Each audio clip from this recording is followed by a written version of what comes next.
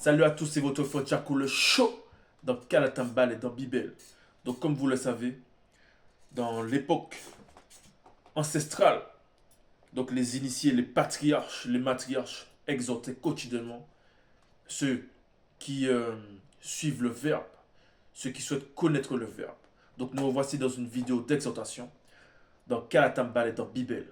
Donc pour ceux qui ne savent pas où se procurer la Bible authentique sans erreur ni contradiction, vous allez dans les éditions zululassan.com. Sans plus tarder, nous allons aller dans Essombé au chapitre 54. Donc Essombé, chapitre 54. Donc Essombé, nous le rappelons encore, Essombé c'est Paul dans les Bibles classiques. En tout cas, Paul c'est son nom dans les Bibles classiques. Mais le Essombé qu'il y a dans Kalatambal et dans Bibel n'a absolument rien à voir. C'est une autre histoire. C'est la véritable histoire telle qu'il a vécu, telle qu'il a, on va dire, propagé la parole, telle qu'il a vécu. Ça se trouve dans Kalatambal et dans Bibel. Donc nous allons aller dans un de ces chapitres, donc chapitre 54. Au verset 27. Donc verset 27. Le titre de ce passage, c'est la mise en garde contre le danger d'abandonner la foi. Donc mise en garde contre le danger d'abandonner la foi.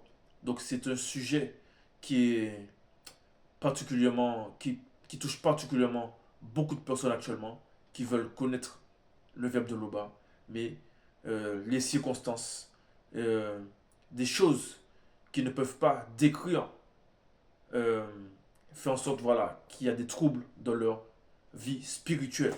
Donc c'est un sujet, c'est un thème que Essombe avait déjà fait part à son époque et nous revoici en cette époque, en ces temps de grâce pour pouvoir parler de ce thème, parler de ce fléau, de ce voilà, de cette manifestation qui touche pas mal de personnes, qui touche la foi.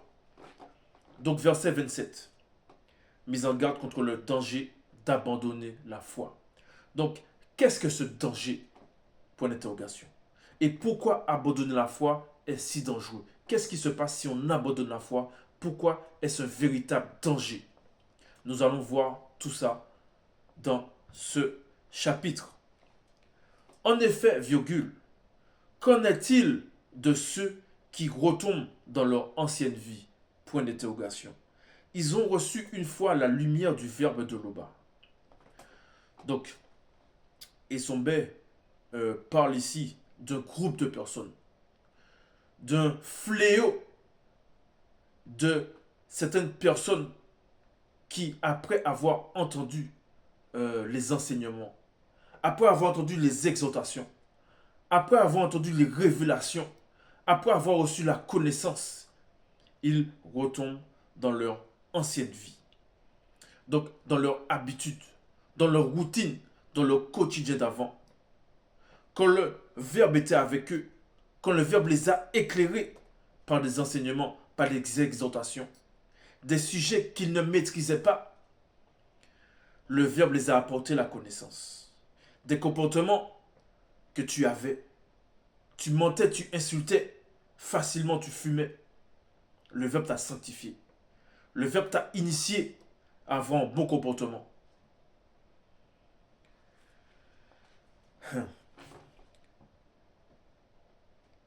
Et ensuite, on nous dit ici, ils ont reçu une fois la lumière du Verbe de l'Oba. Parce que cette lumière, tu la reçois une fois. Cette lumière, tu la reçois une fois. Celle qui t'éclaire, celle qui t'instruit chaque jour. C'est pas comme dans les religions dites révélées, où tu abandonnes, tu reviens, tu repars, tu reviens. Pendant que tu es dedans, donc tu fais tes affaires bizarres. Non, c'est pas ça la spiritualité selon le Verbe. Parce que la spiritualité, c'est pas un moulin. Tu rentres, tu reviens, tu sors, tu reviens. Non, c'est pas ça la spiritualité selon le Verbe. Verset 28, on poursuit. Ils ont goûté au dos céleste et ont eu part au Moudi Moussangui, entre parenthèses Saint-Esprit. Parce que parfois, on ne se rend pas compte des temps de grâce que nous vivons actuellement. Je répète, ils ont goûté au don céleste et ont eu part au Moudi Moussangui. Ils ont senti combien le verbe de l'Oba est bon et ils ont fait l'expérience des puissances du monde à venir. Donc, quand ils avaient besoin d'aide, quand ils savaient où se tourner, ils savaient qu'en faisant appel au verbe de l'Oba, le secours arriverait face aux esprits de circonstance, ou peu importe la situation. Donc, ce groupe de personnes qui retombent dans leur ancienne vie, ils ont goûté à ça. Ils ont vu les miracles, comment le verbe les a délivrés de certaines situations.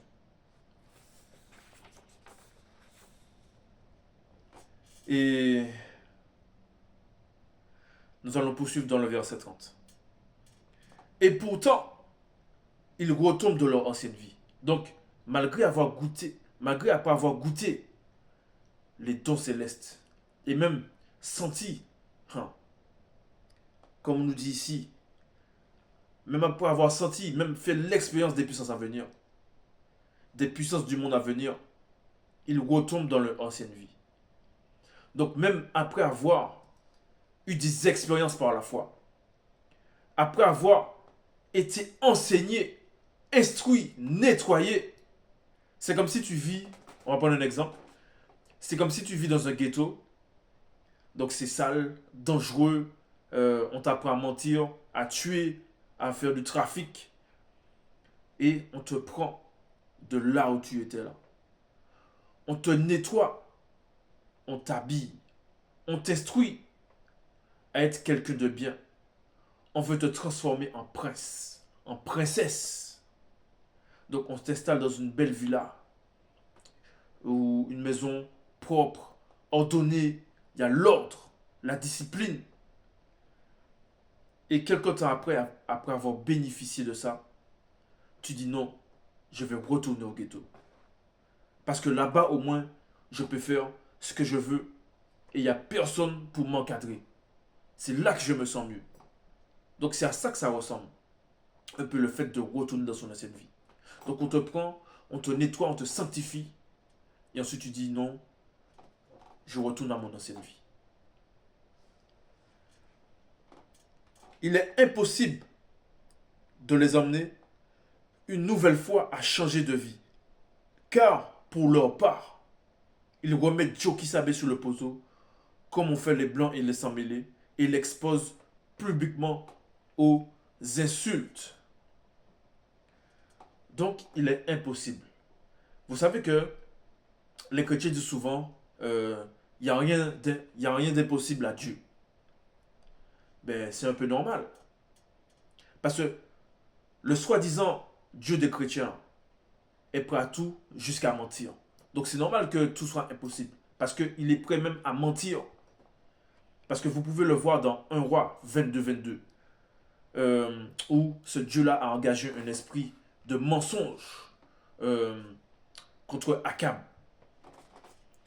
Mais ici, dans le verset 30 du chapitre 54 de Essombet, dans Kalatam Ballet,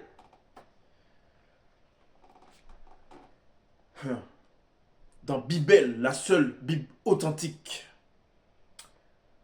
ce n'est pas une question d'impossible au vers de l'Oba. Parce qu'il faut savoir une chose, c'est que chaque personne, chaque être a ce qu'on appelle la nature propre. La nature propre de chacun. C'est-à-dire la propre nature. Donc chacun a sa propre nature. Donc ça veut dire quoi? Que même si tu as la foi que tu es un lion, on va prendre un exemple comme ça. Tu as la foi que tu es un lion. Tu as la foi que tu es une panthère. Tu as la foi que, voilà, peu importe. Ta nature propre va reprendre le dessus et te faire abandonner cette idée que tu crois être un lion, une panthère ou peu importe. Donc ta nature propre va te ramener forcément. Vous voyez? Donc c'est pas que c'est impossible au verbe de l'Oba. Mais le verbe de l'Oba, c'est toute chose. Que si la nature propre de chacun ne s'est pas laissée sanctifier par le verbe, forcément, tôt ou tard, cette nature-là va se manifester. Et cette personne-là va retourner dans son ancienne vie. Parce que cette nature-là a aimé son ancienne vie plus que le verbe de Loba. Vous voyez? Même après avoir goûté, même après avoir eu des expériences.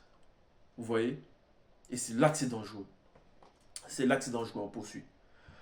Lorsqu'une terre est abreuvée par la pluie, donc vous voyez, il y a le soleil, il fait chaud, donc la terre, on va dire, elle est sèche. Mais quand cette terre-là reçoit cette pluie-là, ça lui fait du bien. Donc chaque élément est abreuvé, chaque élément voilà, est ressourcé. Donc lorsqu'une terre est abreuvée par la pluie, qui tombe souvent sur elle, et qu'elle produit une herbe utile à ceux qui pour elle, à ceux pour qui elle est cultivée, elle participe à la bénédiction qui vient de la manifestation de la grâce de l'Oba. Donc la pluie va tomber sur ce sol. Donc cette terre va être abreuvée. Donc l'herbe, la semence, ça va produire une herbe. Donc ceux qui ont des animaux, ceux qui ont du bétail, vont pouvoir faucher, vont pouvoir donner aux animaux. Et c'est une bénédiction. C'est une bénédiction. Donc même dans Bible, vous voyez, même dans Kalatambalé, on parle des aspects de la biologie. On parle des aspects euh, agricoles. On parle de différents thèmes. Vous voyez? Ça, c'était la parenthèse. Mais, virgule, si elle produit des épines, mais si elle produit des épines et des chardons, elle est réprouvée et près d'être maudite, et on finit par y mettre le feu.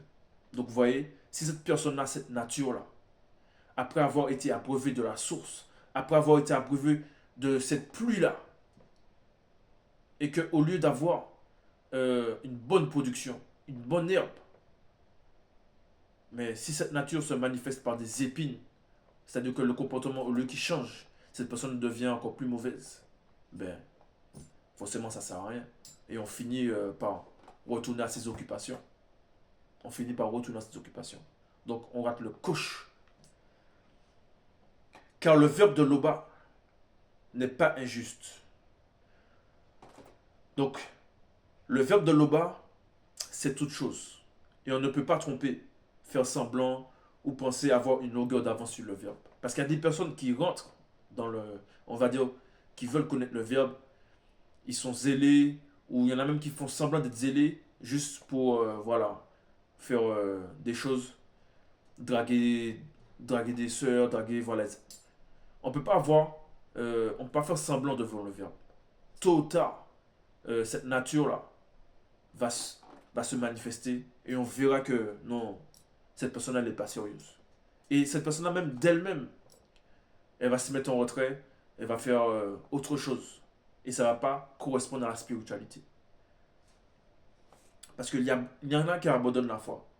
Il y en aura encore et encore. Donc ne soyez pas surpris que des gens abandonnent alors qu'ils ont fait tant d'années, ils ont eu tant d'expérience. Non, il ne faut pas être surpris à cela. Mais toi qui regardes cette vidéo, cette exhortation, ce qui te concerne là, voilà, ce qui te concerne là, ce n'est pas d'abandonner. Ce qui te concerne, ce n'est pas d'abandonner. Parce qu'il y a des choses meilleures et favorables au salut. C'est ce qui est dit dans ce verset. Quoique nous parlions ainsi, bien-aimés, nous attendons, pour ce qui vous concerne, des choses meilleures et favorables au salut. Donc toi qui regardes cette vidéo, ce qui te concerne, c'est de ne pas abandonner. C'est ça qui te concerne. On poursuit. Car le verbe de Loba n'est pas injuste. Il connaît votre travail et l'amour que vous avez pour Loba. Et l'amour que vous avez pour Loba.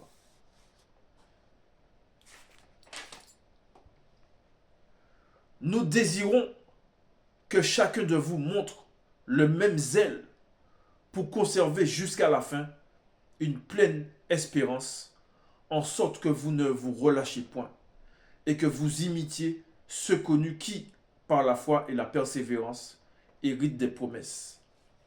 Il ne faut pas que la spiritualité, ça fasse comme ça, comme ça, comme ça.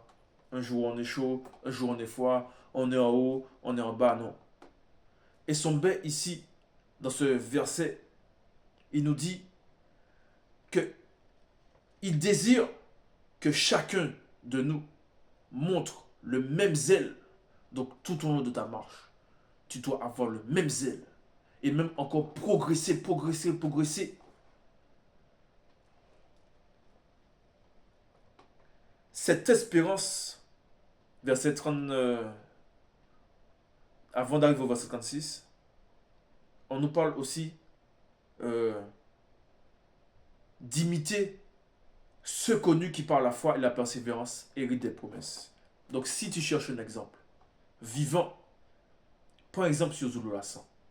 La détermination, le courage, la puissance, le zèle, il est toujours là.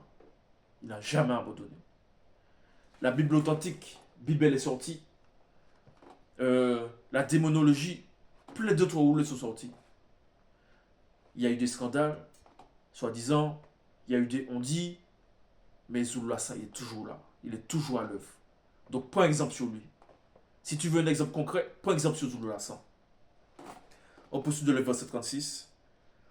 Cette espérance, nous l'avons par le verbe sûr et solide. Donc, sûr et solide. On n'a pas dit mou, à peu près. Non, sûr et solide. Point virgule. Il pénètre au-delà du voile mystérieux de la rupture, là où Joe Kisabe est entré pour nous comme grand prêtre. Donc cette espérance-là, c'est la foi. Donc on nous dit de garder la foi. Donc garde la foi, n'abandonne pas. Sûr et solide. Sûr et solide. Retenons fermement la profession de notre espérance, car le verbe de Loba est fidèle. Car le verbe de Loba est fidèle. Donc quand tu as quelque chose de précieux dans ta main et que tu serres ta main tellement fort pour pas la perdre, pour pas que quelqu'un le vole, tu la gardes là fermement. C'est comme ça qu'il faut être dans le verbe. Tu dois retenir cette espérance que tu as dans le verbe et être ferme. Donc tu dois garder la foi, garder l'espérance, être ferme dans chaque situation, au quotidien. Veillons les uns sur les autres pour nous exciter à la charité et aux bonnes œuvres. Donc c'est pour ça qu'il y a les vidéos d'exhortation. C'est pour ça qu'il faut être assidu. C'est pour ça qu'il faut être assidu dans les enseignements, dans les lives. Voilà. C'est en ça que nous veillons les uns sur les autres.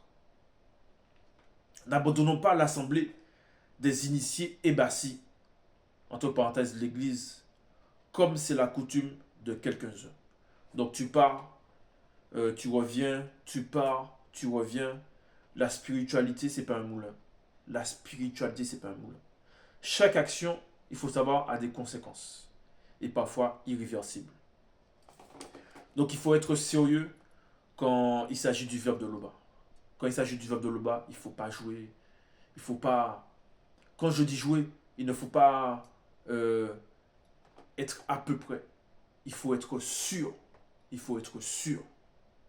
Et tu verras, ça va porter des fruits. Ça va porter des fruits. Il ne faut pas abandonner, surtout en si bon chemin. Donc il ne faut pas abandonner en si bon chemin. Il ne faut pas abandonner comme c'est la coutume de ceux qui se disent chrétiens, croyants, etc. Non. Quand il s'agit du verbe de Loba, il faut être sérieux. Parce que derrière ça même, après avoir écouté, après avoir reçu, après avoir su que Loba vit inexplicablement hors de toute réalité, on ne peut plus retourner en arrière. Donc c'est ça le danger. Le danger c'est quoi? C'est d'abandonner cette foi-là. Cette foi que tu as reçue. Au départ, tu as dit waouh. Donc Jésus n'existe pas.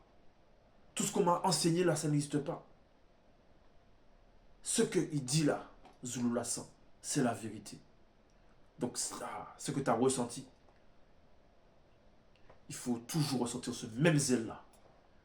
Ce même zèle, il faut le ressentir. Donc c'était la vidéo d'exhortation. Donc n'oubliez pas de liker cette vidéo, de partager et de vous abonner, d'activer la cloche de notification si ce n'est pas encore le cas. Donc on se retrouve pour une prochaine vidéo.